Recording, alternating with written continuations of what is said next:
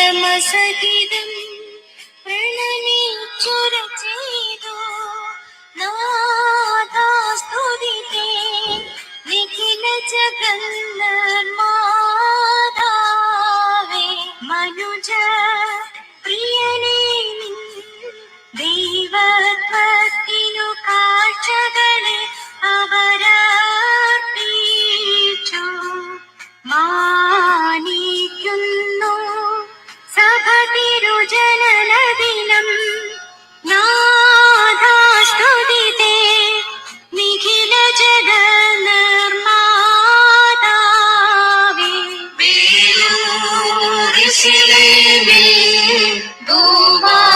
Thank you friends for joining in this live. Thank you for watching.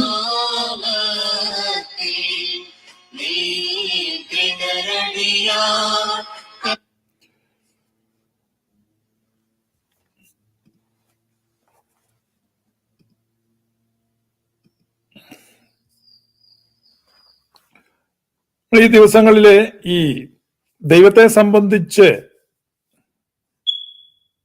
വളരെ വലിയ ആക്ഷേപങ്ങൾ ഉന്നയിക്കുകയാണ്. ഞാൻ ദൈവത്തെ സംബന്ധിച്ച് എന്ന് പറഞ്ഞാൽ ദൈവത്തെ സംബന്ധിച്ച് നമ്മൾ പറയുന്ന കാര്യങ്ങൾക്ക്.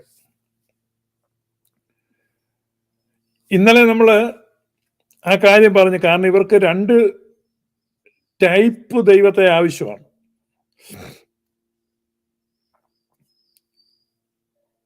സാഗർ എന്ന മിത്രവും ജാക്കി എന്ന ശത്രുവും. ഇപ്പൊ പല ക്രിസ്ത്യാനികളുടെയും ദൈവം സാഗർ ഏലിയാസ് ജാക്കിയാണ്. സൗമ്യദീപ്തമായ മുഖഭാവത്തോടെ നിൽക്കുന്ന യേശുവമ്പുരാനും അതേസമയം ക്രോധാക്രാന്തനായി പ്രതികാര ചിത്തനായി നിൽക്കുന്ന ഒരു ഗോത്ര ദൈവവും രണ്ടുമുണ്ട്. ഏത് വേണമെങ്കിലും ഇറക്കും. പൂർണ്ണമായും മാനസാന്തരപ്പെടുക. ഈ പല പ്രാവശ്യം നമ്മൾ പറഞ്ഞിട്ടുള്ള മാനസാന്തരപ്പെടുക എന്ന് പറഞ്ഞാൽ ദൈവത്തെ സംബന്ധിച്ച്, ദൈവചിന്തയെ സംബന്ധിച്ചുള്ള മാനസാന്തരമാണ്. അതുകൊണ്ടാണ് സുവിശേഷത്തിൽ വിശ്വസിക്കുക എന്നതിൻ്റെ പ്രീ റിക്വിസിറ്റ് ആണ് മാനസാന്തരപ്പെടുക എന്നുള്ളത്. മാനസാന്തരപ്പെട്ട് സുവിശേഷത്തിൽ വിശ്വസിക്കുക എന്നാണ് പറയുന്നത്. അല്ല, സുവിശേഷത്തിൽ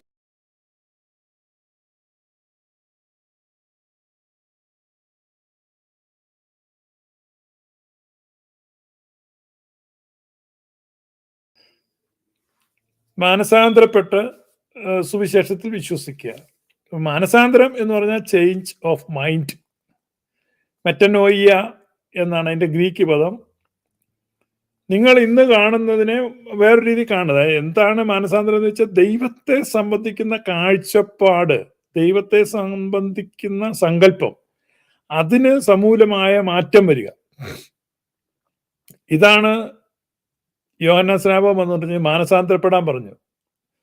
കാരണം നിങ്ങൾ ഇത്ര നാള് ചിന്തിച്ചുകൊണ്ടിരുന്നത് ദൈവം നിങ്ങളുടെ സ്വന്തമാണ്, ദൈവം നിങ്ങൾക്ക് വേണ്ടി പ്രവർത്തിക്കുന്ന ഒരാളാണ്, ദൈവം അതുകൊണ്ടാണ് ദൈവം നമുക്ക് നമ്മുടെ കൂടെ നിൽക്കുകയാണ്. അങ്ങനെ ഒരു ചിന്തയാണ്. ഈ തമിഴ്നാട്ടിലെ ചില ഗ്രാമങ്ങളുണ്ട്. അതിനെ നമ്മൾ തിരുട്ടു ഗ്രാമങ്ങൾ എന്നാണ് വിളിക്കുന്നത്. തിരുട്ടു ഗ്രാമങ്ങൾ.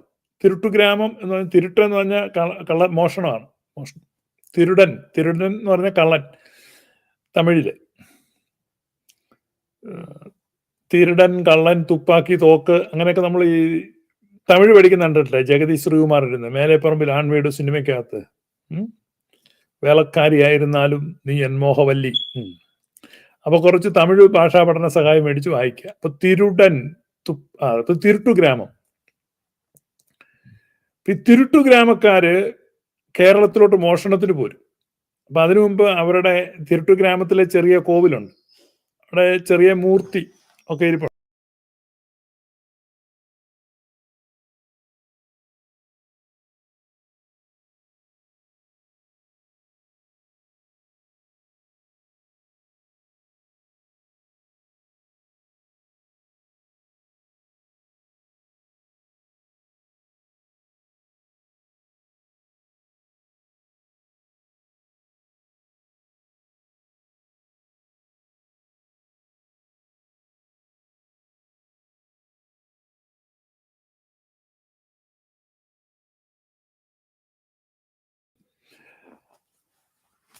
അപ്പൊ ഈ തിരുട്ടു ഗ്രാമക്കാര് കേരളത്തിലോട്ട് കൊള്ളയ്ക്ക് പോരുന്നതിന് മുമ്പ് അവരുടെ ഈ മൂർത്തി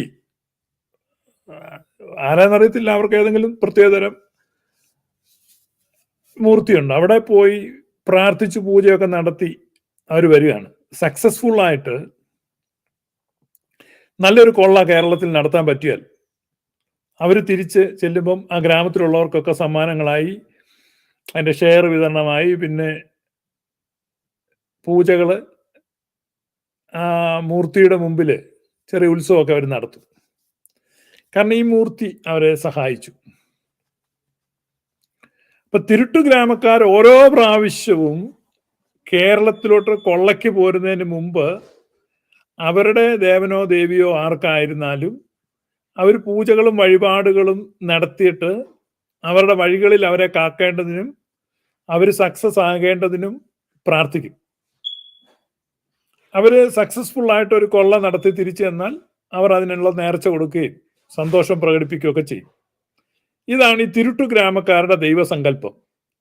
ഈ തിരുട്ടു ഗ്രാമക്കാരുടെ ദൈവസങ്കല്പത്തെക്കാൾ എന്തു മെച്ചമാണ്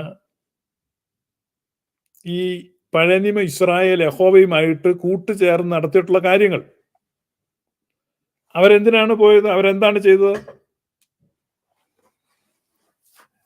ഈ ആധുനിക കാലഘട്ടത്തിൽ 2023 അവസാനിക്കുകയാണ്. 2024 എന്ന് പറയുന്ന ഒരു പുതിയ വർഷത്തിലേക്ക് ഏതാനും ദിവസങ്ങൾ അകലം മാത്രമേ ഉള്ളൂ. ഇവിടെ വന്ന് നിൽക്കുമ്പോഴും ഇപ്പോഴും 3500 വർഷം മുമ്പത്തെ ഗോത്രീയ മനസ്ഥിതിയുമായിട്ടാണ് വളരെ പരിഷ്കൃതരെന്ന് അവകാശപ്പെടുന്ന ക്രൈസ്തവർ പലരും നിൽക്കുന്നത്. ഈ അടുത്തിടയ്ക്ക് ഞാനൊരു മെത്രാപ്പോലിത്തായുടെ കത്ത് വായിച്ചു.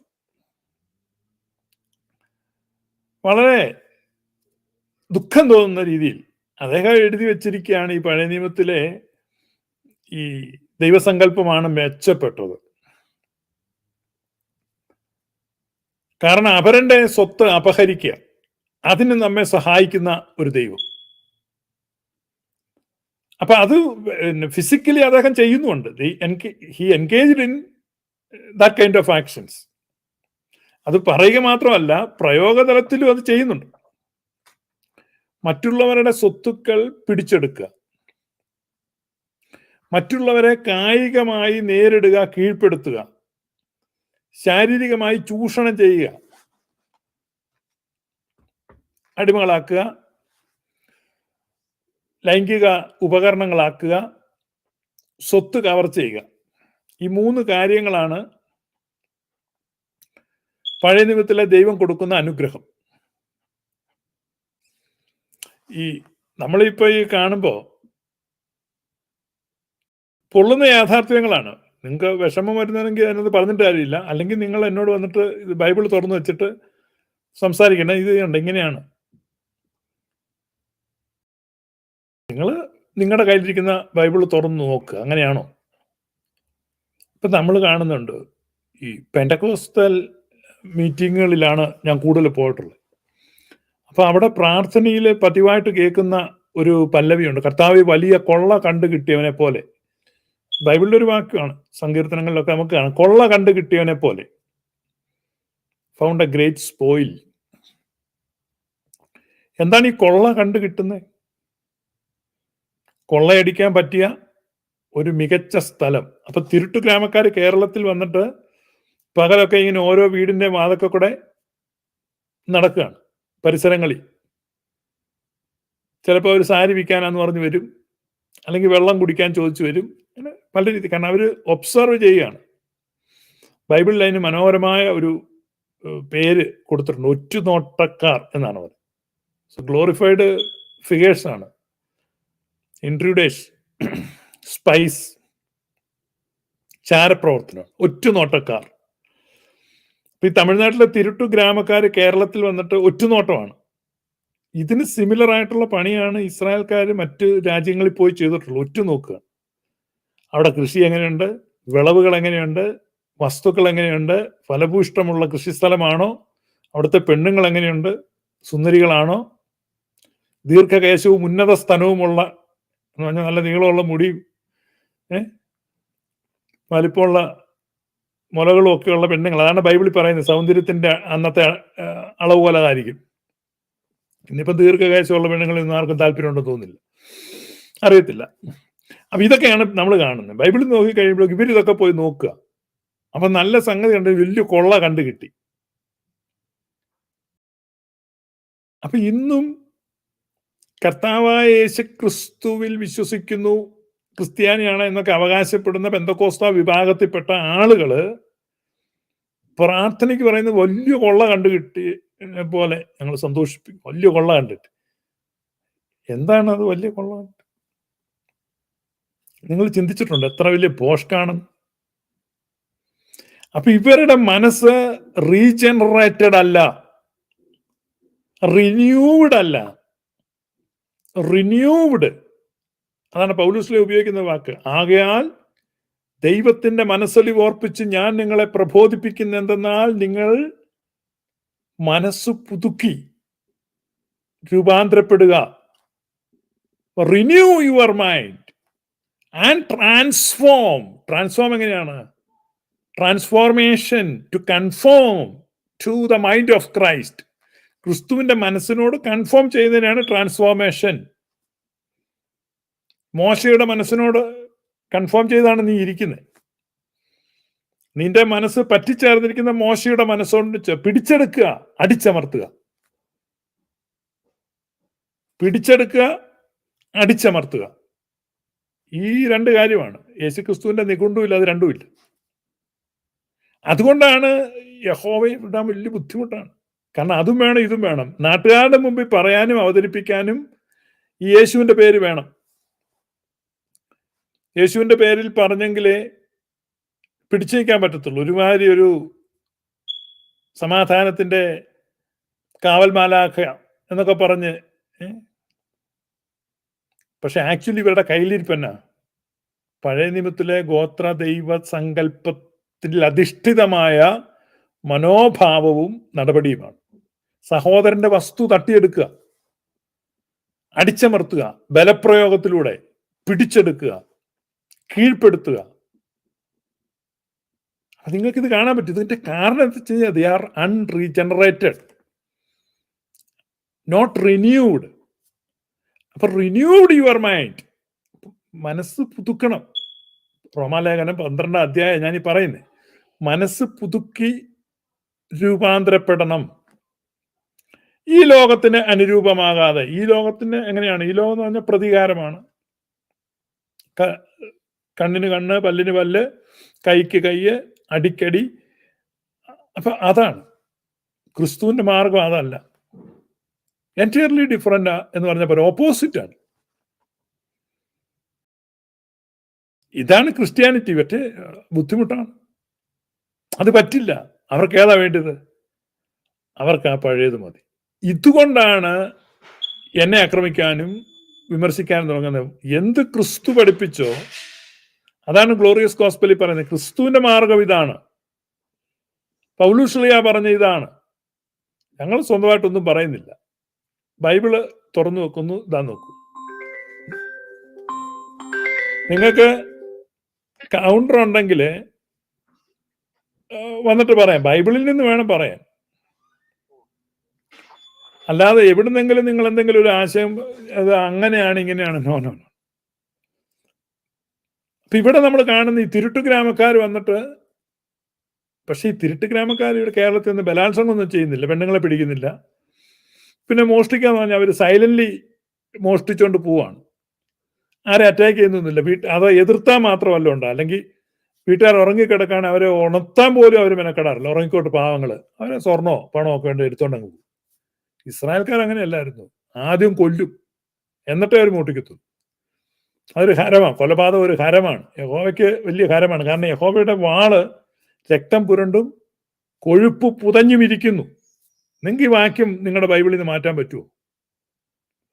അപ്പൊ ഈ ദുർമൂർത്തി എന്ത് ചെയ്തിരിക്കുകയാണ്?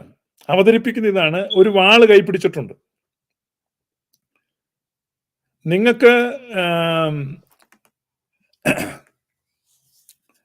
പടം വരയ്ക്കാൻ കഴിവുണ്ടെങ്കിൽ, ചിത്രം വരയ്ക്കാൻ, ഇന്നിപ്പോ ചിത്രം വരയ്ക്കാൻ എളുപ്പം, AI ഒക്കെ വന്നുകൊണ്ട് AI നിർദ്ദേശം കൊടുത്താൽ അങ്ങനെ ഒരു പടമൊക്കെ വരച്ചു തരും.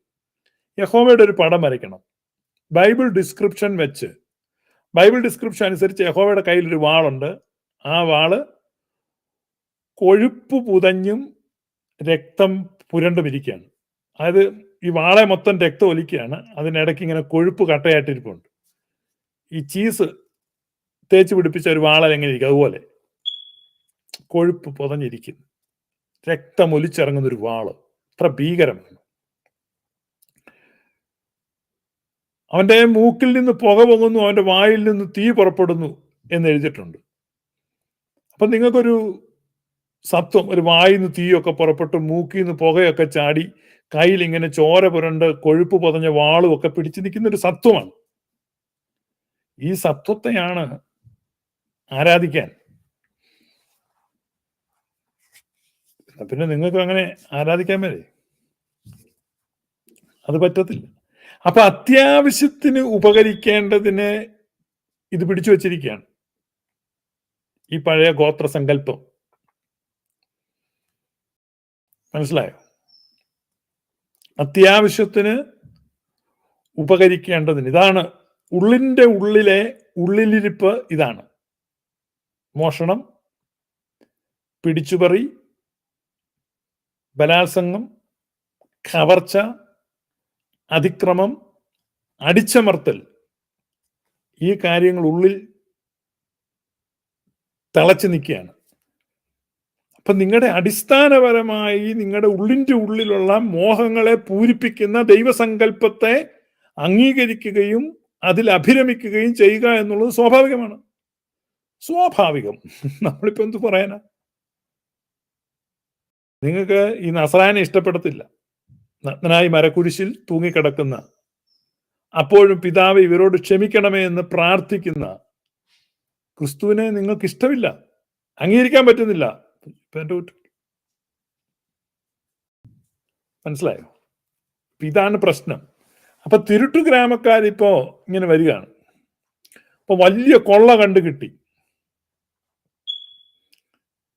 ഇപ്പൊ സ്റ്റേറ്റ് ബാങ്കിലോട്ട് കൊണ്ടുപോകുന്ന ഒരു 15 കോടി രൂപ 500ന്റെ കെട്ടുകൾ ഇങ്ങനെ വലിയ ട്രങ്കുകൾക്കകത്ത് ഇങ്ങനെ അടുക്കി വെച്ച് അടുക്കി വലിയൊരു വണ്ടിയെ കയറ്റുകയാണ്. അപ്പൊ ഇസ്രായേൽക്കാരൻ വരിക നോക്കുക, അവനിങ്ങനെ നോക്കുകയാണ്. നോക്കുമ്പോഴേക്കും 10-15 കോടി രൂപയാണ് ഇങ്ങനെ എന്ത് ചെയ്യുന്നത്, അടുക്കി ഈ വണ്ടിയെ ഫോളോ ചെയ്യാണ്. ഇതുകൊണ്ട് ഒരിടത്ത് അൺലോഡ് ചെയ്ത് വെക്കുകയാണ്. ആ മുറി അവൻ കണ്ടു, അത് അടയാളപ്പെടുത്തി ആ സ്ഥലം. Yes, I have found it. എന്താണ്? വലിയൊരു കൊള്ള കണ്ടെത്തി. ഈ ഇസ്രായേൽക്കാരൻ അത് ഈ സ്മോക്ക് ഡിറ്റക്ടർ സൗണ്ട്, ചെറുപ്പ് സൗണ്ട് ഉണ്ടാക്കുന്ന ബാറ്ററി പോയതുകൊണ്ടല്ല, ഞാൻ ബാറ്ററി മാറിയായിരുന്നു. അപ്പൊ അത് ആ ഡിറ്റക്ടർ കേടാണ്, അത് മാറണം. ഞാൻ പുതിയ ബാറ്ററി ഇട്ട് നോക്കി, ഇനിയിപ്പോൾ അത് ആ സെറ്റ് മാറണം. അപ്പൊ അതുകൊണ്ട് ഇവനെ ഇത് കാണുക, ഇത് കാണുമ്പോ കൊള്ള കണ്ടു കിട്ടി. ഞാൻ ചോദിക്കട്ടെ, ഇവനൊരു ലേഡീസ് ഹോസ്റ്റലൊക്കെ കാണുകയാണെങ്കിൽ എന്തായിരിക്കും? ഒരു 10-200 പെണ്ണുങ്ങൾ താമസിക്കുന്ന ലേഡീസ് ഹോസ്റ്റൽ കണ്ടു കഴിഞ്ഞു കഴിഞ്ഞാൽ, ഓ സ്തോത്രം, വലിയ കൊള്ള കണ്ടിട്ട് നിങ്ങൾക്ക് എത്ര അപകടകരമായ, ഞാൻ പറഞ്ഞില്ലേ, ഈ മെത്രാച്ചനൊക്കെ ഇങ്ങനെ പറയാൻ തുടങ്ങി കഴിഞ്ഞാൽ എന്തായിത്തീരും? ഇവര് ഈ മനോഭാവം എന്താണ്? ഓൾഡ് ടെസ്റ്റമെന്റ് മൈൻഡ് സെറ്റ് ആണ്. ഓൾഡ് ടെസ്റ്റമെന്റ് മൈൻഡ് സെറ്റിൽ എങ്ങനെയാണ്? സ്ത്രീകളെ കാണുമ്പോൾ, സ്വത്തുക്കൾ കാണുമ്പോൾ, സ്വർണം കണ്ടാൽ, മണ്ണ് കണ്ടാൽ, പെണ്ണ് കണ്ടാൽ ഇവര് സ്തോത്രം, ഒരു കൊള്ള കണ്ടു കിട്ടി, കൊള്ളയടിക്കാൻ പറ്റിയ വലിയ കൊള്ള കണ്ടു കിട്ടിയ സന്തോഷം. വല്ലവരും അധ്വാനിച്ചതാണ്. അപ്പൊ തന്നെ ആ ദൈവത്തിന്റെ പ്രോമിസ് എന്നാ? നീ നടാത്ത മുന്തിരിങ്ങ നീ പറിക്കും, അതിന് ഞാൻ നിന്നെ സഹായിക്കാം. നീ കുഴിക്കാത്ത കിണറ്റിൽ നിനക്ക് വെള്ളം കോരി കുടിക്കാം, നിന്റെ മക്കൾക്കും കുടിക്കാം, കുളിക്കാം, എല്ലാം ചെയ്യാം, ഞാൻ നിന്നെ സഹായിക്കാം. നീ അധ്വാനിക്കത്തിലേക്ക് ഞാൻ നിന്നെ പ്രവേശിപ്പിക്കും, വല്ലവന്റെ അധ്വാനത്തിലേക്ക്. കർത്താവ് വന്നു കഴിഞ്ഞാൽ പറഞ്ഞതാണ്, നിന്നോട് നിന്റെ വസ്ത്രം ചോദിക്കുന്നതിന് നീ നിന്റെ പുതപ്പും കൂടെ കൊടു. വായ്പ മേടിക്കാൻ നിന്റെ അടുക്ക വരുന്നവനെ നീ ഒഴിഞ്ഞു കളയരുത്. Help them. അപ്പൊ എന്തുമാത്രം വ്യത്യാസമാണ്. അപ്പം അവിടെ പറയുന്ന പിടിച്ചെടുക്കുക, അടിച്ചമർത്തുക, ചൂഷണം ചെയ്യുക. ക്രിസ്തുവിന്റെ ഉപദേശം വ്യത്യസ്തമാണ്. അപ്പൊ നിങ്ങൾ ആദ്യം അടിസ്ഥാനപരമായിട്ട് ഒരു ക്രിസ്ത്യാനിയാകുക. ഞാൻ പറഞ്ഞ മനസ്സിലായോ? എന്നെ വിമർശിക്കാൻ വരുമോ? ഞാന് ഹെരസിയാന്ന് പറയുന്നു. ഹെരസി നമുക്ക് മാറ്റൊരിച്ച് നോക്കാം. അവസാനം ഹെരറ്റിക്ക് ആരാന്ന് നമുക്കറിയാം. ക്രിസ്തുവിന്റെ ഉപദേശത്തിൽ നിലനിൽക്കുക. ക്രിസ്തുവിന്റെ ഉപദേശത്തിൽ. വല്ലവന്റെ സ്വത്ത് പിടിച്ചെടുക്കാൻ നടക്കുന്നവർക്ക് ഇത് പറയേണ്ട ആവശ്യമുണ്ട്. പക്ഷെ എനിക്ക് മനസ്സിലാകുന്നില്ല, നഷ്ടപ്പെടുന്നവരും എന്തിനാണ് അത് പറയുന്നത്? ആരുടേതും പിടിച്ചെടുക്കാൻ പോകാത്തവൻ എന്തിനാണ് ആ കൂടെ നിൽക്കുന്നത്? കർത്താവായ യേശുക്രിസ്തു പറയുകയാണ്, കൂട്ടുകാരനെ സ്നേഹിക്കുക എന്നും ശത്രുവിനെ പകയ്ക്ക എന്നും അരുളി ചെയ്ത് നിങ്ങൾ കേട്ടിട്ടുണ്ടല്ലോ. You have heard that it has been said, thou shalt love thy neighbor and hate thine enemy. നിങ്ങൾ കണ്ടിട്ടുണ്ടോ പഴയ നിയമത്തിൽ എവിടെയെങ്കിലും ശത്രുവിനെ പകയ്ക്ക എന്ന് എഴുതിയിരിക്കുന്നത്? കഴിഞ്ഞ പ്രാവശ്യത്തെ ലൈവ് ഞാൻ എടുത്ത് കാണിച്ചായിരുന്നു. അപ്പൊ യേശുക്രിസ്തു എത്ര ആഴമായിട്ട് ഈ പഴയ നിയമത്തെ പഠിച്ചിട്ടാണ് ഈ പറയുന്നത്. പഴയ നിയമത്തിന്റെ ടോട്ടൽ എസൻസ് കർത്താവ് എടുത്തു പറയാണ്. നമ്മന്റെ ആളുകളെ സ്നേഹിക്കുക, ഞമ്മന്റെ ആളുകളെ സ്നേഹിക്കുക, മറ്റവനോട്ട് പണി കൊടുക്കുക. The standard of the world. യേശുക്രിസ്തു പറയണം, കൂട്ടുകാരനെ സ്നേഹിക്കുക എന്നും ശത്രുവിനെ പകയ്ക്കുക എന്നും അരുളി ചെയ്ത് നിങ്ങൾ കേട്ടിട്ടുണ്ടല്ലോ. ഞാനോ നിങ്ങളോട് പറയുന്നത്, നിങ്ങളുടെ ശത്രുക്കളെ സ്നേഹിപ്പീൻ, നിങ്ങളെ ഉപദ്രവിക്കുന്നവർക്ക് വേണ്ടി പ്രാർത്ഥിപ്പീൻ. പെന്തക്കോസ്തുകാരുടെ ഒരു പ്രാർത്ഥനയുണ്ട് കേട്ടോ, ശത്രുക്കൾക്ക് വേണ്ടി. അത് പ്രതികാരത്തിന് വേണ്ടിയുള്ള ഒരു ശാപപ്രാർത്ഥനയാണ്, സോളിഷ് പ്രയർ. വളരെ അപകടം പിടിച്ച കൂടോത്രം പോലെ അവന്മാരിന്ന് പ്രാർത്ഥിക്കുന്നു. ഏത് ദുർമൂർത്തി അവന്റെ ഒക്കെ പ്രാർത്ഥന കേൾക്കുന്ന എനിക്കറിയത്തില്ല. പ്രാർത്ഥിക്കാം കേട്ടോ, ഓർത്തോളാന്നൊക്കെ ഭീഷണിപ്പെടുത്തും. സാധാരണക്കാരതൊക്കെ കേട്ട് പേടിക്കും. അപ്പൊ യേശുക്രിസ്തു പറയണ, love your enemies, love everyone. എടുത്തു പറയാണ്, ശത്രുവിനെയും സ്നേഹിക്കണം. അപ്പൊ ശത്രുവിനെ സ്നേഹിക്കാൻ യേശുക്രിസ്തു പറയുന്ന ഒരു ഒറ്റ മാത്രയിൽ ഓൾഡ് ടെസ്റ്റമെന്റിലെ ഗോത്രീയ ചിന്താഗതികൾക്ക് അനുരൂപമായി എഴുതിയിട്ടുള്ള ആ വാക്യങ്ങൾ മുഴുവൻ ഇൻവാലിഡ് ആണ്. അത് ഒന്നും ക്രിസ്തുവിൻ്റെതല്ല, ദൈവത്തിൻ്റെതല്ല. അവിടെയൊന്നും ശത്രുവിനെ സ്നേഹിക്കുകയല്ല, ശത്രുവിനെ നിഗ്രഹിക്കുക, നിർമൂലമാക്കുക, നശിപ്പിക്കുക, കൊള്ളയടിക്കുക, അവരുടെ കുട്ടികളെ അടിമകളാക്കുക, അവരുടെ സ്ത്രീകളെ മാനഭംഗപ്പെടുത്തുക. ഇതാണ് ദൈവം നമുക്ക് നൽകുന്ന വിജയം എന്നാണ് പറയുന്നത്. അങ്ങനെ തന്നെയല്ലേ എഴുതിയിരിക്കുന്നത്, അങ്ങനെയല്ലേ സംഭവങ്ങൾ നടന്നിട്ടുള്ളത്. നിങ്ങൾ തന്നെ പരിശോധിക്കുക. നിങ്ങളുടെ മക്കളെ നിങ്ങൾ ഇതെങ്ങനെ പറഞ്ഞ് മനസ്സിലാക്കും? ഇവിടെ ഇരുന്ന് ഇവർക്ക് നേർക്ക് നേരെയൊന്നും വന്ന് സംസാരിക്കാനോ ഒന്നും ത്രാണിയും പ്രാപ്തിയൊന്നുമില്ല. ചുമ്മാ ഇരുന്ന് എവിടെയെങ്കിലും ഗുഹകളിൽ ഇരുന്നിട്ട് തോന്നിവാസം എഴുതി വിടുക. മറ്റുള്ള മനുഷ്യരുടെ മുമ്പിൽ ചെല്ലേണ്ടത് ആരാണ്? ഇവരല്ലല്ലോ. ഇവർക്ക് ഭാര്യ മക്കളും ഇല്ല. കുഞ്ഞുങ്ങളുടെ ചോദ്യത്തിന് ഉത്തരം പറയേണ്ടി വരുന്ന ആരാണ്? കലാലയങ്ങളിലും സ്കൂൾ വിദ്യാലയങ്ങളിലും ഒക്കെ പോകുന്ന കുട്ടികള്, സഹപാഠികൾ, മറ്റുള്ളവരൊക്കെ ചോദിക്കുന്ന ചോദ്യങ്ങൾക്ക് ഉത്തരം പറയാതെ ലജ്ജിതരാകാണ്. ഇവർക്ക് മക്കളില്ല, എന്തെങ്കിലുമൊക്കെ ഇരുന്ന് എഴുതിയാൽ മതി. എത്ര മാതാപിതാക്കളാണ് എന്നോട് ചോദിക്കുന്നറിയോ അവരുടെ കുട്ടികളുടെ സംശയങ്ങൾ? ദൈവത്തിന്റെ അളവറ്റ കൃപയാൽ കഴിഞ്ഞ 4 വർഷമായി ഗ്ലോറിയസ് ഗോസ്പലിൽ കോണ്ടാക്ട് ചെയ്ത് വന്നിട്ടുള്ള ഫാമിലീസ്, അവരൊക്കെ വളരെ സന്തോഷമായിട്ട് കർത്താവിലുള്ള വിശ്വാസത്തിൽ നിൽക്കുക. നാസ്തികതയുടെ നിലയില്ലാ കഴുത്തിലേക്ക് കാലൂന്നി നിന്നവർ പോലും തിരിച്ചു പോന്നിട്ട് അഹങ്കാരം എന്ന് പറയുന്നത്. This is A mission from Christ and this is just unstoppable. നിങ്ങളുടെ ഈ വണ്ടി മുന്നോട്ട് ഉരുളില്ല, കാരണം നിങ്ങൾക്ക് പിതാക്കന്മാരുടെ അനുഗ്രഹമില്ല. പിതാക്കന്മാർ പറഞ്ഞതോ പഠിപ്പിച്ചതോ അവരുടെ ലിറ്റർജി ആയിട്ട് ചേർന്ന് പോകുന്ന കാര്യങ്ങളല്ല നിങ്ങൾ പറയുന്നത്. പിതാവിനും പുത്രനും പരിശുദ്ധ റൂഹായ്ക്കും സ്തുതി. അതൊരു റിലേഷൻഷിപ്പാണ്. ആ റിലേഷൻഷിപ്പിന് പുറത്ത് സ്തുതിയില്ല, ബ്ലെസ്സിങ് ഇല്ല. ആ റിലേഷൻഷിപ്പ് ഓൾ എൻകോംപാസിംഗ് ആണ്. അത് സർവതല സ്പർശനീയമാണ്. കാരണം ആ സ്നേഹത്തിന്റെ പരിധിയിൽ ശത്രുക്കളും ഉണ്ടെന്നാണ് ക്രിസ്തു പറയുന്നത്. നിങ്ങളുടെ ശത്രുക്കൾ നിങ്ങളുടെ സ്നേഹത്തിന്റെ പരിധിയിലില്ല. നിങ്ങൾ വെറുപ്പിന്റെ വര കൊണ്ട് അവരെ മാറ്റി നിർത്തിയിരിക്കുകയാണ്. അവർക്ക് വേണ്ടി നിങ്ങൾ നിങ്ങളുടെ മനസ്സിൽ നരകം തീർത്തിരിക്കുകയാണ്. നിങ്ങൾ ഡുവലിസ്റ്റിക് ആണ്. ക്രിസ്തു അങ്ങനെയല്ല, ഏകതയാണ് പറഞ്ഞിട്ടുള്ളത്. പിതാവേ, ഞാനും നീയും ഒന്നാണ്. ആ ഒരുമയിൽ, ആ ഐക്യതയിൽ, ആ ഏകതയിൽ ഇവരുമുണ്ട്. അപ്പൊ നമ്മളുടെ ആ ഏകതയിൽ ഇവരുമുണ്ടെന്നുള്ള ബോധ്യം ഇവരുടെ ഹൃദയങ്ങളിൽ എന്ത് ചെയ്യണം? പ്രകാശിപ്പിക്കണം. അതാണ് പൗലോസ്ലീഹായ്ക്ക് യുഗങ്ങളിലൂടെ മറഞ്ഞു കിടന്നു എന്ന് പറയുന്ന മർമ്മം വെളിപ്പെടുമ്പോൾ പൗലോസ്ലീഹ പറയുന്നുണ്ട്, നൂറ്റാണ്ടുകളല്ല യുഗങ്ങളായിട്ട് മറഞ്ഞു കിടക്കുകയായിരുന്നു മഹത്വത്തിന്റെ പ്രത്യാശയായ ക്രിസ്തു നിങ്ങളിൽ ഇരിക്കുന്നു. ക്രിസ്തു നിങ്ങളിലാണെങ്കിൽ ആ ക്രിസ്തുവും പിതാവും ഒന്നായിരിക്കുന്ന പോലെ നിങ്ങളും ആ ഒരുമയിലാണ്. അപ്പൊ ഈ ഏകതയെക്കുറിച്ചുള്ള ദീപ്തമായ ബോധ്യം ഓരോ ഹൃദയങ്ങളിലും പ്രകാശിക്കുന്നു. അതിനെ, ഈ പ്രകാശത്തെ തടയുന്ന എന്താണ്? ഈ ലോകത്തിലെ മതമാണ്. അതാണ് ഈ ലോകത്തിന്റെ പ്രഭു എന്ന് പൗലോസ്ലീഹ വിളിക്കുന്നത്. ഈ ലോകത്തിന്റെ പ്രഭു. അപ്പൊ നമ്മളത് കൊരിന്ത്യ ലേഖനത്തിലാണ് കാണുന്നത്. ഈ ലോകത്തിന്റെ പ്രഭു അവിശ്വാസികളുടെ ഹൃദയങ്ങൾ എന്ത് ചെയ്യുന്നു? കുരുടാക്കുന്നു, അല്ലേ?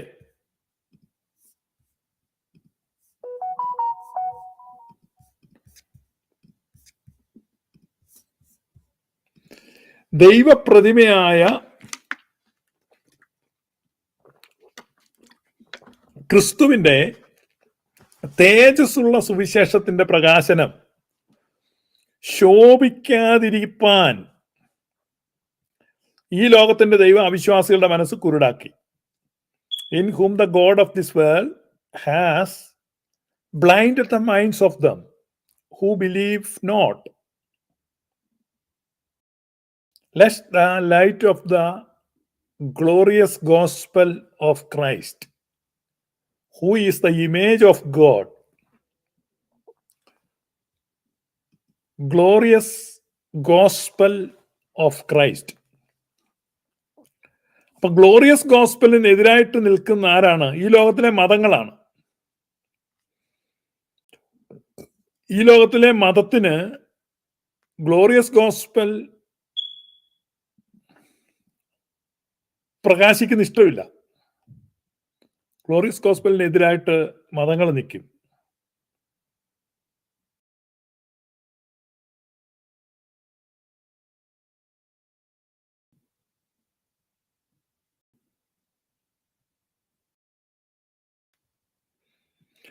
അപ്പൊ അവിടെ പറയാണ്,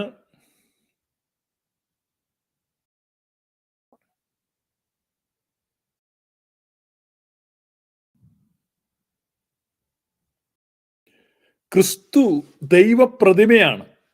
ദൈവപ്രതിമയായ ക്രിസ്തുവിന്റെ തേജസ്സുള്ള സുവിശേഷം. അപ്പൊ Christ is the image of God. പ്രതിമ എന്താണ്? പ്രതിമ ദൈവത്തെ കാണാൻ ക്രിസ്തുവിനെ കണ്ടാൽ മതി. ദൈവപ്രതിമയായ ക്രിസ്തുവിന്റെ തേജസ്സുള്ള സുവിശേഷം. അപ്പൊ ദൈവപ്രതിമയായ ക്രിസ്തുവിന്റെ അതേ പ്രതിമയായി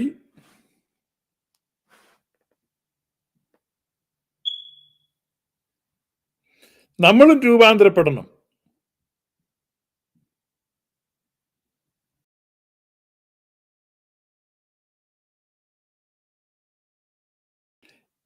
ഇതാണ് സുവിശേഷം.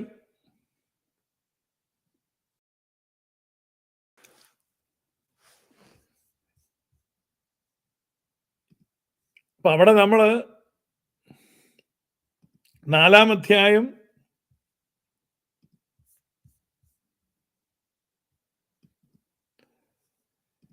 4-ാം വാക്യത്തിലാണ് നമ്മൾ 2 കൊരിന്ത്യർ 4-ാം അധ്യായം 4-ാം വാക്യത്തിലാണ് നമ്മളിപ്പോ ഈ വാക്യം വായിച്ചത്.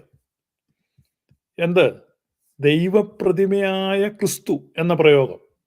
പക്ഷെ അതിന് തൊട്ടു മുമ്പ് 3-ാം അധ്യായത്തിൽ എഴുതിയിരിക്കുന്ന നോക്ക്. എന്നാൽ മൂടുപടം നീങ്ങിയ മുഖത്ത് കർത്താവിന്റെ തേജസ്സിനെ കണ്ണാടി പോലെ പ്രതിബിംബിക്കുന്നവരായി നാം എല്ലാവരും ആത്മാവാകുന്ന കർത്താവിന്റെ ദാനമായി തേജസ്സിന്മേൽ തേജസ് പ്രാപിച്ച് അതേ പ്രതിമയായി രൂപാന്തരപ്പെടുന്നു. But we all with open face beholding as in a glass the glory of the Lord are changed into the same image from glory to glory, even as by the spirit of the Lord.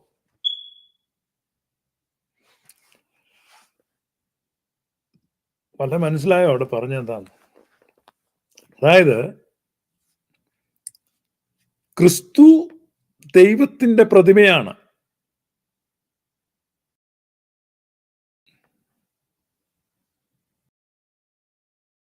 ക്രിസ്തു ദൈവത്തിന്റെ പ്രതിമയാണ്. എന്താണ് പ്രതിമ എന്ന് പറഞ്ഞാൽ? ദൈവത്തെ കാണുന്നതിന് പകരം കാണാം. ഇപ്പൊ മഹാത്മാഗാന്ധിയുടെ പ്രതിമ എന്ന് പറഞ്ഞാൽ ഗാന്ധിയെ പോയി ഗാന്ധിയെ കാണുന്നതിന് ആ പ്രതിമ കാണുമ്പോൾ നമുക്ക് ഗാന്ധിയെ കാണാം. ഇപ്പൊ ദൈവത്തിന് രൂപം ഉണ്ടാക്കരുത്.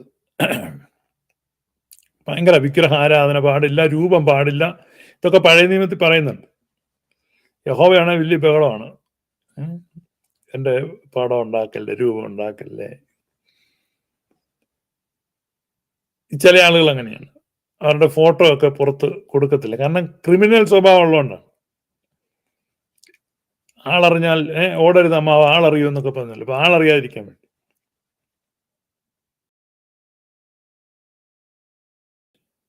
യേശുക്രിസ്താവ് ദൈവത്തിന്റെ പ്രതിമയാണ്. എങ്ങനെയാണ് ദൈവത്തിന്റെ പ്രതിമയാകുന്നത്? ക്രിസ്തു ദൈവത്തിന്റെ പ്രതിമയാണെന്ന് പറയുന്നതിന് തൊട്ട് മുമ്പ്, അതായത് 4-ാം അധ്യായത്തിലാണ് ഈ ക്രിസ്തു ദൈവ പ്രതിമയാന്ന് പറയുന്നത്. 3-ാം അധ്യായത്തിൽ പറയുകയാണ്. 3-ാം അധ്യായത്തിൽ പറയുന്നത് എന്താണെന്നറിയോ? എന്നാൽ മൂടുപടം നീങ്ങിയ മുഖത്ത് കർത്താവിന്റെ തേജസ്സിനെ കണ്ണാടി പോലെ പ്രതിബിംബിക്കുന്നവരായി നാം എല്ലാവരും ആത്മാവാകുന്ന കർത്താവിന്റെ ദാനമായി തേജസ്സിന്മേൽ തേജസ് പ്രാപിച്ച് അതേ പ്രതിമയായി രൂപാന്തരപ്പെടുന്നു. അതേ പ്രതിമയായി. ഏത് പ്രതിമ? ക്രിസ്തു എങ്ങനെ ദൈവപ്രതിമയായിരിക്കുന്നോ അതുപോലെ നാം ദൈവപ്രതിമയാകണം. അതെന്ത് ചെയ്യണം? അതിനുള്ള പരിപാടി മൂടുപടം നീങ്ങിയ മുഖത്ത്. അപ്പൊ മൂടുപടം നീങ്ങണം. അപ്പൊ നമുക്ക് സംശയം തോന്നും, എന്താണ് മൂടുപടം? തൊട്ടു പുറത്തെ വാക്യം വായിക്കണം. എന്താണ് മൂടുപടം? അപ്പൊ മൂടുപടം നീങ്ങിയെങ്കിലേ ദൈവത്തിന്റെ പ്രതിമയാകാൻ പറ്റൂ. ഇനി മൂടുപടം എന്താണെന്ന് അവിടെ എഴുതിയിരിക്കുകയാണ്. മോശയുടെ പുസ്തകം വായിക്കുമ്പോൾ മൂടുപടം ഇന്നയോളം അവരുടെ ഹൃദയത്തിന്മേൽ കിടക്കുന്നു. മോശയുടെ പുസ്തകം വായിക്കുമ്പോൾ മൂടുപടം ഇന്നയോളം അവരുടെ ഹൃദയത്തിന്മേൽ കിടക്കുന്നു. മോശയുടെ ദൈവസങ്കല്പം, മോശയുടെ പുസ്തകം, ചരിത്രം, വീരപ്രവൃത്തി, ഡിസ്ക്രിപ്ഷൻസ്, ഇതെല്ലാം എന്ത് ചെയ്യുന്നു? ഹൃദയത്തെ ഇരുട്ടാക്കുന്നതാണ്, മൂടുപടമാണ്. അതുകൊണ്ടാണ് വിശുദ്ധ കുർബാനയ്ക്ക് മുമ്പ് പഴമ വായിക്കുമ്പോൾ അവിടെ ഇരുന്നുകൊണ്ട് വായിക്കുന്നത്. പെന്തക്കോസ്തുകാർ പഴയ നിയമം വായിക്കുമ്പോൾ എഴുന്നേറ്റ് നിന്നാണ് വായിക്കുന്നത്. അതറിയത്തില്ല, എല്ലാവർക്കും എഴുന്നേറ്റ് നിന്ന് സങ്കീർത്തനം വായിക്കാന്നൊക്കെ പറയുന്നത്. ഞങ്ങളൊക്കെ പെന്തക്കോസ്തിലുണ്ടായിരുന്നു 25 വർഷം ഇത് എഴുന്നേറ്റ് നിന്ന് ഈ മോശയുടെ പുസ്തകമൊക്കെ വായിക്കും. തിരി തെളിയിക്കാതെ, വെളിച്ചമില്ലാതെ ഇരുണ്ട കാലഘട്ടത്തെ അനുസ്മരിക്കുകയാണ്. അവിടുന്ന് വിശുദ്ധ കുർബാന വരുമ്പോഴേക്കും പിന്നെ വെളിവ് നിറഞ്ഞ ഒരു പാട്ട് പാടുന്നതിന്റെ കാരണം അതാ. നമ്മൾ ഇരുട്ടിൽ നിന്ന് വെളിച്ചത്തിലേക്ക്, അന്ധകാരത്തിൽ നിന്ന് അത്ഭുത പ്രകാശത്തിലേക്ക് വിളിച്ചവന്റെ സൽഗുണങ്ങളെയാണ് നമ്മൾ ഘോഷിക്കുന്നത്. ഇത് മനസ്സിലാക്കാത്ത ആളുകളാണ്. കപ്പിയാരാണ് വേണ്ടിയല്ല, മനസ്സിലായില്ലെന്ന് നോക്കാം. ആൽമാനാണ്, ഇത് അല്ലല്ലോ. പിടികിട്ടുന്നില്ലെന്ന് പറഞ്ഞാൽ പിന്നെ എന്താ ചെയ്യുന്നത്? അപ്പൊ ഇത് മോശയുടെ പുസ്തകം വായിക്കുമ്പോൾ മൂടുപടം ഇന്നയോളം അവരുടെ ഹൃദയത്തിന്മേൽ കിടക്കുന്നു, കണ്ടോ? എന്നാൽ അവരുടെ മനസ്സ് കഠിനപ്പെട്ടു പോയി. പഴയ നിയമം വായിക്കുമ്പോഴൊക്കെയും ആ മൂടുപടം നീങ്ങാതെ ഇന്നു വരെ ഇരിക്കുന്നുവല്ലോ, അത് ക്രിസ്തുവിൽ നീങ്ങിപ്പോകുന്നു. അപ്പൊ ഈ മൂടുപടം നീങ്ങിയെങ്കിൽ മാത്രമേ ക്രിസ്തു എന്ന അതേ പ്രതിമയായി നമുക്ക് രൂപാന്തരപ്പെടാൻ പറ്റുള്ളൂ. എന്നിട്ടാണ് പറയുന്നത്, എന്നാൽ മൂടുപടം നീങ്ങിയ മുഖത്ത് കർത്താവിന്റെ തേജസ്സിനെ കണ്ണാടി പോലെ പ്രതിബിംബിക്കുന്നവരായി നാം എല്ലാവരും ആത്മാവാകുന്ന കർത്താവിന്റെ ദാനമായി തേജസ്സിന്മേ തേജസ് പ്രാപിച്ച് അതേ പ്രതിമയായി രൂപാന്തരപ്പെടുന്നു. അപ്പൊ ഇവിടെ ഈ പഴയ നിയമത്തിലെ ദൈവപ്രവർത്തികളെ അംഗീകരിച്ച് അഭിരമിക്കുന്ന ആ പരിപാടി അവസാനിപ്പിക്കാതെ ഇവർക്കൊരു റിന്യൂഡ് മൈൻഡ് ഉണ്ടാവില്ല. അതുകൊണ്ടാണ് അപരന്റെ സ്വത്ത് പിടിച്ച് എടുക്കാൻ വേണ്ടി നടക്കുന്ന തിരുട്ടു ഗ്രാമക്കാരാണ്. തിരുട്ടു ഗ്രാമക്കാരുടെ ദൈവസങ്കല്പമാണ്. വലിയ കൊള്ള കണ്ടു കിട്ടിയെന്നാണ്. വലിയ കൊള്ള, 6 ഏക്കർ തട്ടത്തെ ഭൂമിയും അതിന് അടുപ്പിച്ച കെട്ടിടങ്ങളും മറ്റു അനുബന്ധ പരിവാരങ്ങളും ദേഹണ്ഡങ്ങളും എല്ലാം കാണുമ്പോൾ കൊതി വിടും. അമ്പോട വലിയ കൊള്ള കണ്ടു കിട്ടി, പിടിക്കണം, ഇത് പിടിച്ചെടുക്കണം, ഇത് പിടിച്ചെടുക്കണം എന്ന ആഗ്രഹം തോന്നുന്നത് എന്തുകൊണ്ടാ തോന്നുന്നത്? എന്തുകൊണ്ടാ തോന്നുന്നത്? അതത്ര മോശമല്ല. ഒരുത്തൻ ഇറങ്ങിയിട്ടുണ്ട് നമ്മളെ ചതിക്കാൻ. ഭയങ്കര ഹെരറ്റിക്കാണ്.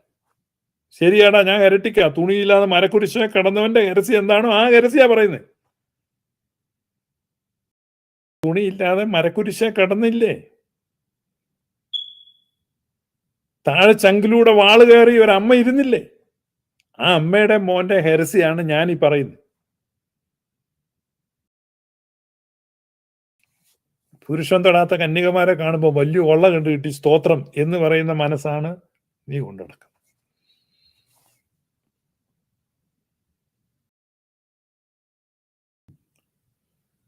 കന്യകയാമറിയാമിൽ. അപ്പൊ ഇവിടെ പറയാണ്, എന്നാൽ മൂടുപടം നീങ്ങിയ മുഖത്ത് കർത്താവിന്റെ തേജസ്സിനെ കണ്ണാടി പോലെ പ്രതിബിംബിക്കുന്നതിനെ നാം എല്ലാവരും ആത്മാവാകുന്ന കർത്താവിന്റെ ദാനമായി തേജസ്സിന്മേൽ തേജസ് പ്രാപിച്ച് അതേ പ്രതിമയായി രൂപാന്തരപ്പെടും. അപ്പം പ്രീ റിക്വിസിറ്റ് മൂടുപടം മാറുക എന്നുള്ളതാണ്. ഈ മൂടുപടം അവിടെ ഇരിക്കുമ്പോൾ നടക്കില്ല. അപ്പൊ ഞാൻ പറഞ്ഞു വന്ന വെച്ചാൽ ഇവരുടെ ദൈവസങ്കല്പം ഈ തിരുട്ടു ഗ്രാമക്കാരുടെ പക്ഷെ തിരുട്ടു ഗ്രാമക്കാർ they are far far far better than these people. ഇന്നലെ ക്ലബ് ഹൗസില് ഈ കാര്യം പറഞ്ഞു തന്നപ്പോൾ ജോജി എന്ന് പറഞ്ഞ് നമ്മുടെ ബാംഗ്ലൂരുള്ള ഒരു സഹോദരനാണ്. അപ്പൊ അദ്ദേഹം എനിക്ക് ഈ ആശയം പറഞ്ഞു തന്നു. ഞാനപ്പോ ചിന്തിച്ചില്ല. ഞാൻ ഇരുന്ന് ഇങ്ങനെ തള്ളിക്കൊണ്ടിരിക്കുക, തിരുട്ടു ഗ്രാമക്കാരുടെ പോലെയാണ് ഇവരുടെ അവരുമായിട്ട് എന്ത് വ്യത്യാ. അപ്പം ഈ ജോജി എന്നോട് ചോദിച്ചു, പാസ്റ്ററെ, ഈ തിരുട്ടു ഗ്രാമക്കാർ ഇവരെക്കാൾ ബെറ്റർ അല്ലേ? കാരണം തിരുട്ടു ഗ്രാമക്കാർ ആരെയും പർപ്പസിൽ വന്ന് കൊല്ലുന്നില്ല. എന്തെങ്കിലും എതിർപ്പ് വന്നാൽ യാദൃശ്യമായിട്ട് ചിലപ്പം വല്ല അക്രമം ഉണ്ടാകുന്നല്ലാതെ പരമാവധി സൈലന്റ് ആയിട്ട് വന്ന് വീട്ടുകാരെ ഉണർത്തു പോലും ചെയ്യാതെ സാധനം എടുത്തുകൊണ്ട് പോകുന്ന നല്ല മനുഷ്യരാ തിരുട്ട്. അപ്പോഴാണ് ഞാനത് ശരിയാണല്ലോ, ഈ തിരുട്ട് ഗ്രാമക്കാർ ഇവരെക്കാൾ ഈ ഓൾഡ് ടെസ്റ്റമെന്റ് ഇസ്രായേൽസിനേക്കാൾ എത്രയോ എത്രയോ എത്രയോ ഉയരത്തിലാണ് അവർ. അപ്പൊ തമിഴ്നാട്ടിലെ ഒരു കുഗ്രാമത്തിലെ ഒരു കോവിലിരിക്കുന്ന ദുർമൂർത്തി എന്ന് നമ്മൾ പറയുന്ന ആ മൂർത്തിയേക്കാൾ കെട്ട സാധനത്തെയാണ് പെന്തക്കോസ്തുകാർ ആരാധിക്കുന്നത്, പെന്തക്കോസ്തുകാർ വിളിച്ചപേക്ഷിക്കുന്നത്, പെന്തക്കോസ്തുകാർ സ്തുതിക്കുന്നത്, നിങ്ങൾ പുകഴ്ത്തുന്നത്, നിങ്ങൾ പ്രചരിപ്പിക്കുന്നത്, നിങ്ങൾ കൊണ്ടു നടക്കുന്നത് ഈ വൃത്തികെട്ട സാധനത്തെയാണ്.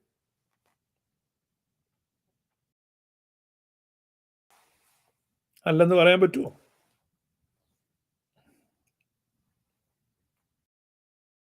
എന്ത് മോശമല്ലേ ഈ ആധുനിക കാലത്ത് ഇങ്ങനെയുള്ള ഒരു ദുർമൂർത്തി സേവ നടത്തുന്നത്? ഇവിടെ പൗലോസ് പറയാണ്, ഈ പഴയ നിയമം വായിക്കുന്നിടത്തോളം നിങ്ങളുടെ മനസ്സ് കഠിനപ്പെട്ടു. നിങ്ങളുടെ മനസ്സ് കഠിനപ്പെട്ടു. കഠിനപ്പെട്ട മനസ്സുള്ളത് കൊണ്ടാണ് സഹോദരന്റെ വസ്തു തട്ടിയെടുക്കുന്നത്. ഒരു മയവും ഇല്ല. 47 പേജിൽ കുറിമാനം അയച്ച മെത്രാച്ചൻ സഹമെത്രാപ്പോലിത്തമാര് വലിച്ചഴക്കപ്പെട്ടാലും മർദ്ദനമേറ്റാലും ഒരനക്കവും ഇല്ല. കൂളായിട്ടിരിക്കുക. ഞാൻ ഞെട്ടിപ്പോയി ആ കാഴ്ച. വളരെ കൂളായിട്ട് നിരീക്ഷിക്കുകയാണ്. സ്ത്രീകൾ നിലവിളിക്കുന്നു, അമ്മമാർ കരയുന്നു, കൊച്ചുങ്ങൾ കരയുന്നു, മുള വലിച്ചു കീറുന്നത് പോലെ കരഞ്ഞിട്ടും ഒരനക്കവും ഇല്ല. കാരണം വെച്ചാൽ എന്നാൽ അവരുടെ മനസ്സ് കഠിനപ്പെട്ടു പോയി.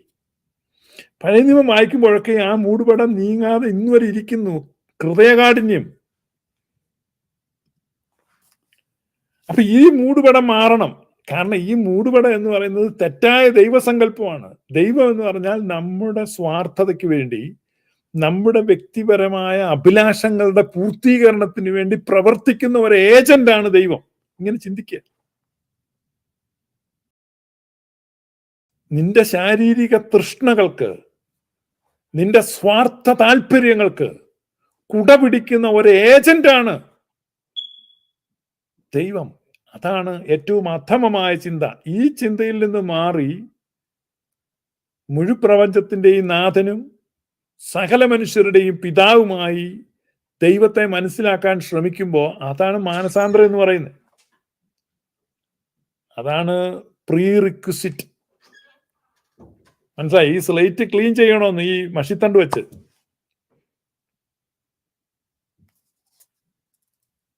ആ സ്ലേറ്റിന്റെ സൈഡിലൊക്കെ ഞാൻ ഇതും കൂടെ എഴുതിക്കോളാന്ന് പറയുന്നു. No, you have to clean it. Have to clean it.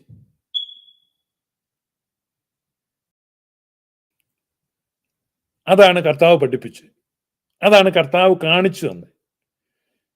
ഞങ്ങൾ ഈ പറയുന്ന സുവിശേഷം എന്ന് പറഞ്ഞാൽ ഗ്ലോറിയസ് ഗോസ്പലാണ്. അത് ഹൃദയങ്ങളിൽ ശോഭിക്കാതിരിക്കേണ്ടതിന് ഈ ലോകത്തിന്റെ പ്രഭു അവിശ്വാസികളുടെ മനസ്സിനെ കുരുടാക്കുന്നു. ഇതാണ് ഞങ്ങള് പറയുന്നത്. ഇത് ഞാൻ പറഞ്ഞതല്ല, പൗലോസ് പറഞ്ഞതാണ്. വളരെ കൃത്യമായിട്ട് അവിടെ പറഞ്ഞു. വ്യാഖ്യാനം ഒന്നും ആവശ്യമില്ല. ഡയറക്റ്റ് റീഡ് ചെയ്താൽ മതി. ദൈവപ്രതിമയായ ക്രിസ്തുവിന്റെ തേജസ്സുള്ള സുവിശേഷത്തിന്റെ പ്രകാശനം ശോഭിക്കാതിരിക്കാൻ ഈ ലോകത്തിന്റെ ദൈവം അവിശ്വാസികളുടെ മനസ്സ് കുരുടാക്കി. ഈ ലോകത്തിന്റെ ദൈവം അവിശ്വാസികളുടെ മനസ്സിനെ കുരുടാക്കി. ഈ ലോകത്തിന്റെ ദൈവം അവിശ്വാസികളുടെ മനസ്സിനെ കുരുടാക്കി. എന്താണ് ഈ ലോകത്തിന്റെ ദൈവം? ആരാണത്?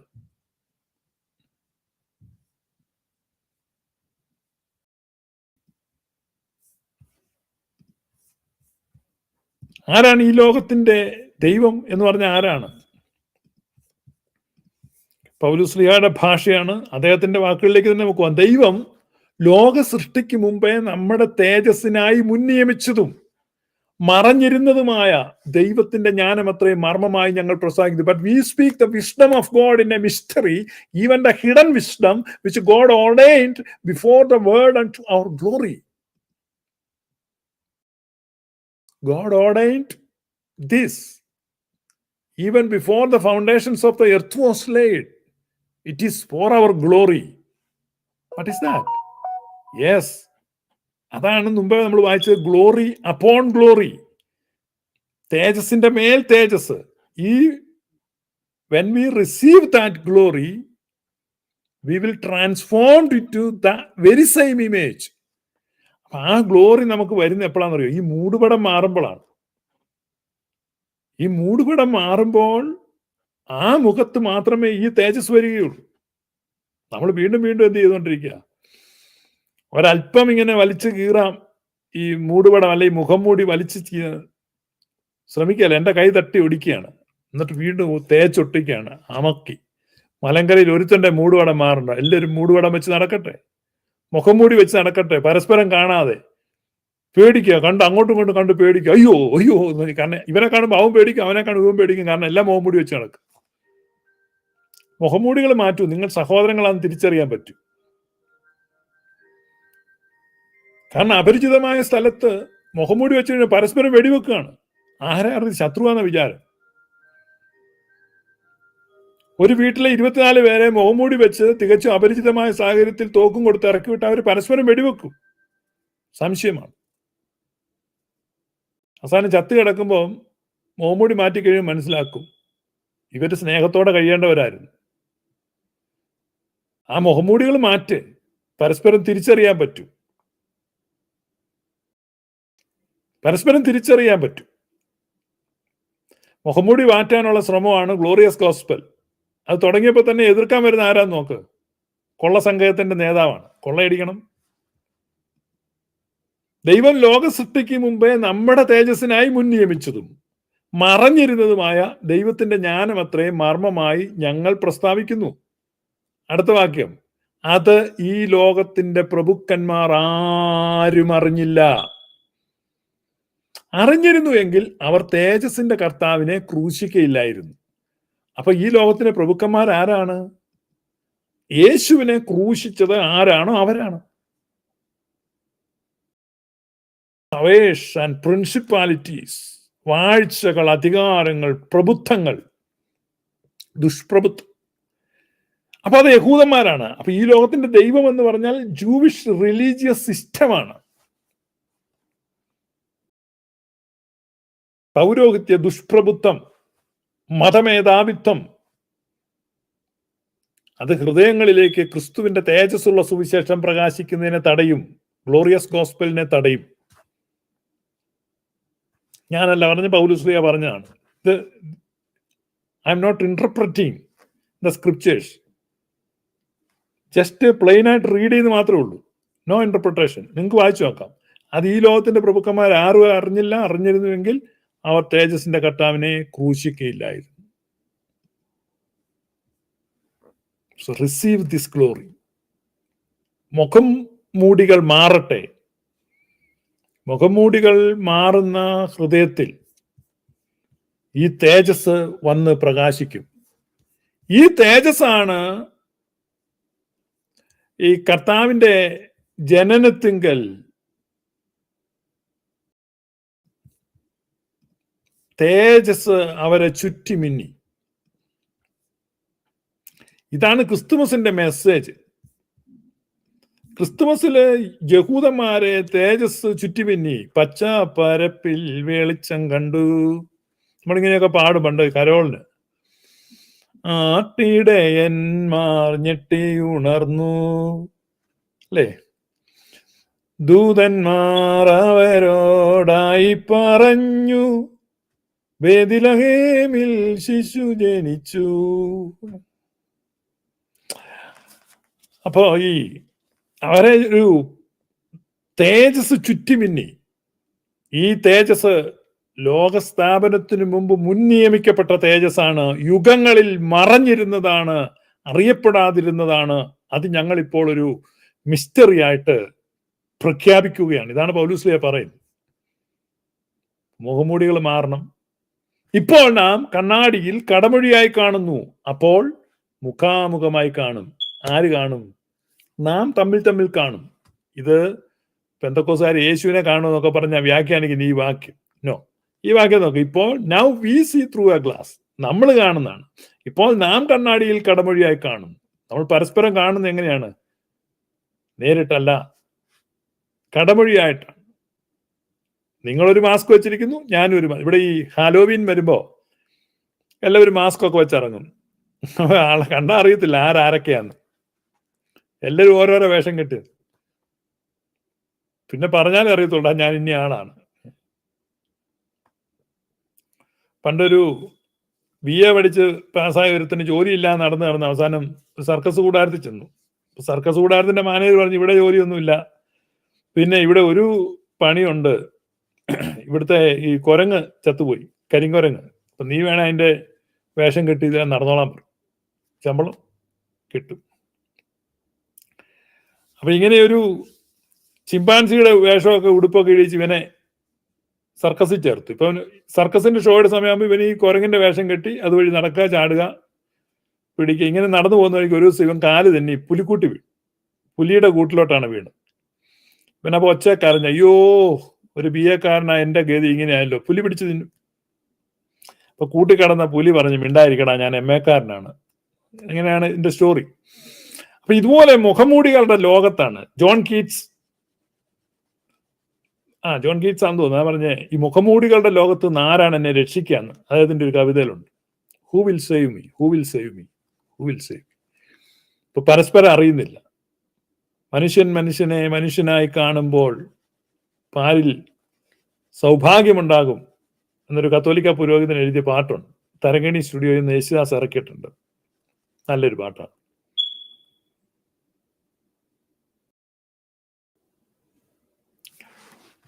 ഇപ്പൊ ഇവിടെ പറയാണ്, ഇപ്പോൾ നാം കണ്ണാടിയിൽ കടമൊഴിയായി കാണുന്നു, അപ്പോൾ മുഖാമുഖമായി കാണും. ഇപ്പോൾ ഞാൻ അംശമായി അറിയുന്നു, അപ്പോഴും ഞാൻ അറിയപ്പെട്ടതുപോലെ തന്നെ അറിയും.